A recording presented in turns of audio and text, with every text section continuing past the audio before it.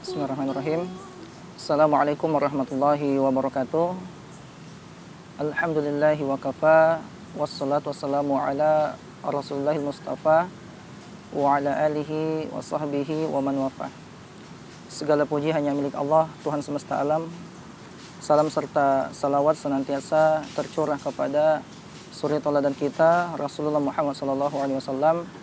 Semoga dengan memperbanyak salawat kepadanya kita termasuk umat-umat terpilih, kita termasuk di antara hamba-hamba yang mendapatkan cintanya, dan kita termasuk hamba-hamba yang kemudian Allah masukkan ke dalam surganya. Pemirsa Net TV yang dimuliakan Allah Subhanahu wa taala, hijrah merupakan sebuah proses perubahan hidup. Akan tetapi masih ada sebagian orang yang mengabaikan, masih ada sebagian orang yang kemudian enggan untuk memperbaiki hidupnya. Lalu ada lagi orang yang telah berhijrah namun hanya sebatas hijrah pada aspek lahiriah, sementara pada aspek batin ia tidak berhijrah. Oleh karena itu sangat penting kita bagi seorang muslim untuk memperbaiki niat dalam berhijrah. Jadi hijrah itu terjadi pada dua dimensi. Ada hijrah dalam dimensi eksoterik, lalu ada pula hijrah dalam dimensi esoterik. Ada hijrah yang berorientasi pada aspek-aspek lahiriah, apa yang bisa dilihat atau apa yang terlihat. Tapi ada juga kemudian hijrah pada dimensi esoterik, yaitu bagaimana seseorang menghijrahkan hatinya yang dulunya pembenci, yang dulunya pendendam, yang dulunya sukaria, sum'ah, kemudian ia meluruskan niatnya kepada Allah Subhanahu wa taala. Syekh Muhammad Shalih Al-Utsaimin itu membagi hijrah ke dalam 3 bentuk hijrah. Ada yang disebut hijrah dari satu tempat ke tempat yang lain. Hijrah seperti ini juga telah dicontohkan oleh Rasulullah Muhammad SAW, di mana beliau bersama sahabat itu berhijrah dari kota Makkah menuju Madinah. Dan kita usahakan apabila berada di suatu wilayah atau kita berada di suatu tempat yang dimana pada tempat itu kita sedikit kesulitan, bahkan tidak sama sekali mampu melaksanakan syariat-syariat agama, maka kita wajib berpindah dari tempat tersebut. Ada sebagian kaum muslimin yang menjadi minoritas, di mana ketika ia berada di wilayah tersebut, ada sebagian ajaran-ajaran agama yang tidak bisa ia laksanakan. Bahkan ketika ketahuan menjalankan ajaran agama Islam, ia kemudian disakiti, ia kemudian diancam, bahkan dibunuh.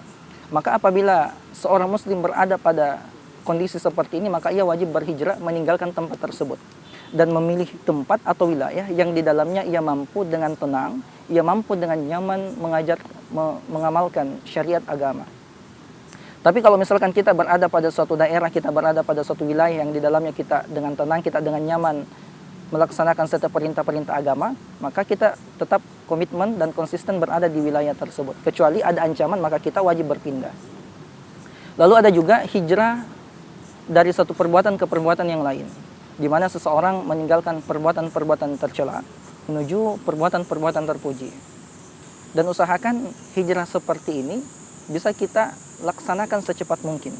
Walaupun tidak sekaligus, akan tetapi kita berusaha sebisa mungkin meminimalisir perbuatan-perbuatan yang tidak dibenarkan di dalam agama, sehingga kita terbiasa melaksanakan hal-hal yang diperintahkan.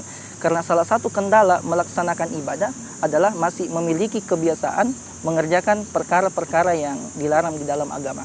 Pemirsa Net TV, jangan kemana-mana. Kami akan kembali setelah jeda iklan berikut ini. Ya Allah, ya Rahman, ya Rahim. Ya Allah, ya Rahman, ya Rahim, ya Malik, ya Quddus. Menurut Syekh Utsaimin, ada hijrah dari satu perbuatan ke perbuatan yang lain, di mana seseorang meninggalkan kebiasaan-kebiasaan buruknya, lalu kemudian melakukan kebiasaan-kebiasaan yang baik yang dicintai oleh Allah dan Rasulnya.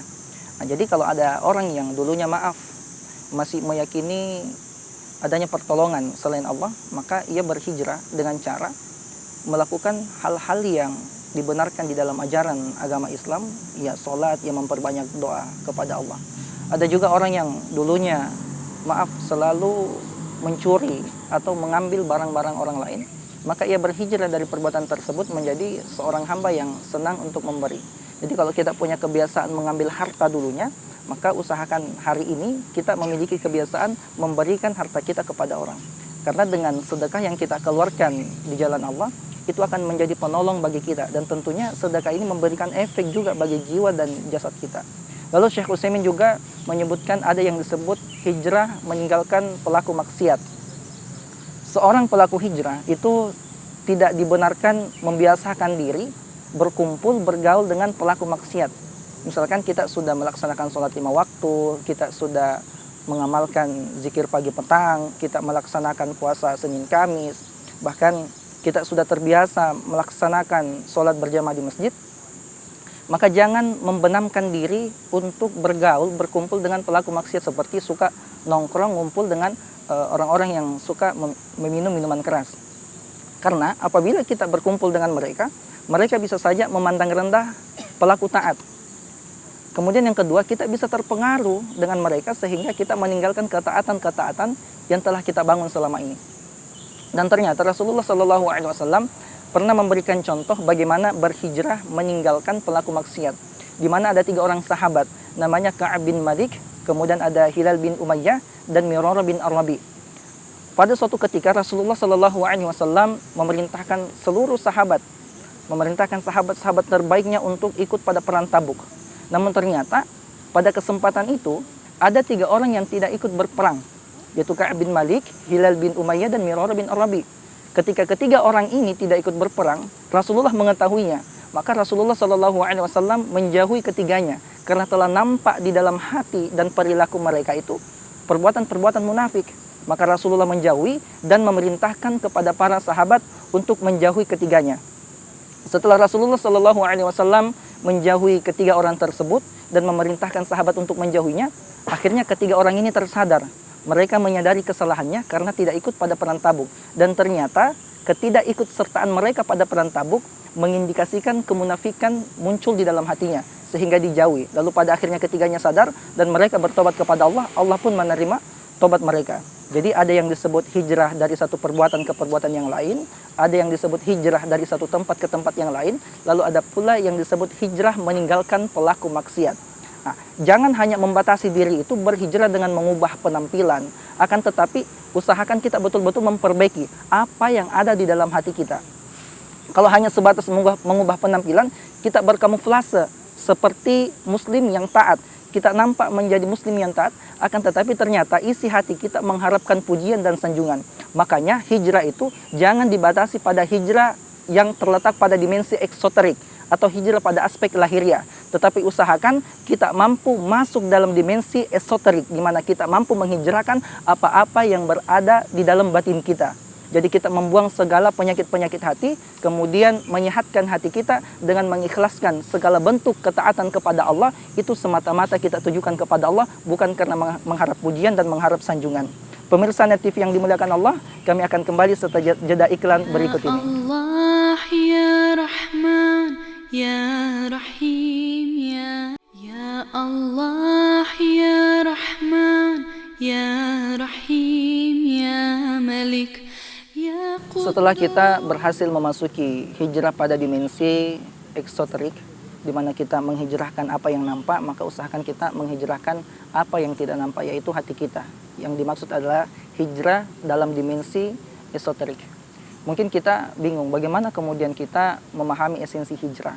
Jadi hijrah itu usahakan melibatkan unsur tasawuf di dalamnya, di mana seorang hamba betul-betul mensucikan dirinya, membersihkan diri dari ketercelaan-ketercelaan jiwa, sehingga ia menempuh jalan hijrah ini dengan sebaik-baiknya dan Allah menerima setiap amal ibadahnya. Jadi setiap amalan-amalan yang dilakukan diterima oleh Allah. Jangan sampai kita berhasil mengubah apa yang nampak, namun tidak mengubah apa yang tidak nampak, sehingga setiap perbuatan dan usaha yang kita lakukan selama ini menjadi sia-sia. Pemirsa yang dimuliakan Allah Subhanahu wa Ta'ala, banyak di antara kaum muslimin saat ini sedikit anti dengan istilah tasawuf. Padahal hijrah pada dimensi esoterik adalah bagaimana seseorang betul-betul mendalami disiplin ilmu ini sehingga mampu membentuk hatinya, mampu menetralkan setiap hal-hal yang tidak baik di dalam hati, sehingga hatinya menjadi jernih dan murni mengingat dan cinta kepada Allah. Mengapa orang-orang saat ini sedikit anti dengan istilah tasawuf karena menganggap bahwa tasawuf itu adalah perkara-perkara mistis. Tasawuf itu merupakan perkara-perkara yang tidak ada di dalam agama. Kemudian ia melihat beberapa praktek-praktek tasawuf, kemudian mengatakan dan memberikan label bahwa tasawuf ini merupakan perkara bid'ah, padahal tidak segampang itu. Tasawuf ini merupakan sebuah disiplin ilmu sama dengan Al-Quran, sama dengan hadis. Kalau kita kemudian menolak istilah tasawuf, lalu mengkaitkannya dengan hijrah hanya karena melihat beberapa orang yang mendalami tasawuf itu menyimpang, maka sebenarnya kalau kita mempelajari akidah, ada juga yang menyimpang. Misalkan ada Khawarij, ada Mu'tazilah, ada Murji'ah, ada Syiah. Kalau kita misalkan mempelajari hadis, ada juga penyimpangan-penyimpangan di dalamnya. Misalkan ada hadis maudhu, ada orang-orang yang mempalsukan hadis, ada hadis mungkar, ada hadis yang tertolak. Jadi tasawuf ini bukan tentang apa yang mistis, tetapi bagaimana seorang hamba betul-betul mensucikan jiwanya, mendekatkan diri kepada Allah Subhanahu wa taala. Oleh karena itu, jadikan perjalanan hijrah kita ini sebagai perjalanan hijrah yang penuh makna. Kalau kita melihat hadis tentang hijrah, kata Nabi sallallahu alaihi wasallam, "Innamal a'malu binniyat." Amal perbuatan itu tergantung dari niatnya. Maka sejatinya hijrah yang utama, yang pertama adalah bagaimana kita menghadirkan hati yang tulus dan ikhlas. Dan kita di masyarakat Sulawesi Selatan usahakan semangat dalam berhijrah. Kalau kita berbicara skala mayoritas orang di Sulawesi Selatan itu orang Islam. Kalau kita berbicara tentang sejarah, orang Jawa terkenal dengan Wali Songonya yang menjabarkan ajaran agama Islam. Maka kita di Sulawesi Selatan ada tokoh yang cukup fenomenal, dan ternyata beliau ini adalah ayah dari Wali Songo pertama dan merupakan keturunan yang ke-10 dari Nabi Shallallahu Alaihi Wasallam. Nama lengkapnya Maulana Hussein Jumadil Kubro bin Ahmad Shah Jalaluddin bin Abdul Azmad Khan bin Abdul Malik bin Ali Amil Faqih bin Muhammad Sahib Mirbad bin Ali Khalil Qasam bin Ali Sahib Baiti Jubair bin Muhammad Maula As-Soma'ah bin Ali Al-Mubtaqir bin Ubaidillah bin Ahmad Al-Muhajir bin Is An-Naqib bin Muhammad An-Naqib bin Ali Al-Uraidi bin Ja'far As-Sadiq bin Muhammad Al-Baqir bin Ali Zainal Abidin bin Husain Asy-Syahid bin Fatimah Az-Zahra binti Rasulullah Muhammad sallallahu alaihi wasallam.